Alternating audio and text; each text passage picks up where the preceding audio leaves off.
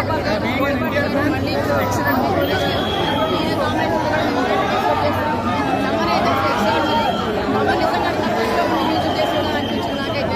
So Nagavamsi గారికి first big thanks చెప్పాలి. ఎందుకంటే ఆయన డేరింగ్ అండ్ డేరింగ్ బాగా నమ్మకంతో ఆయన సినిమా తీసాడు ఆయన.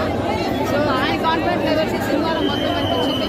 సో బాలకృష్ణ గారిని ఎలా యూజ్ చేసుకుంటారో ఎలా ఉంటే ఆయన హార్డ్ కాబట్టి ఆయన 64 ఏజ్ అనేది ఇంపార్టెంట్ కాదు. ఇక్కడ మనం చేసుకుంటారు 64లో ఉన్నారు కానీ ఆయన ఎప్పుడు 60లోనే ఉన్నారు.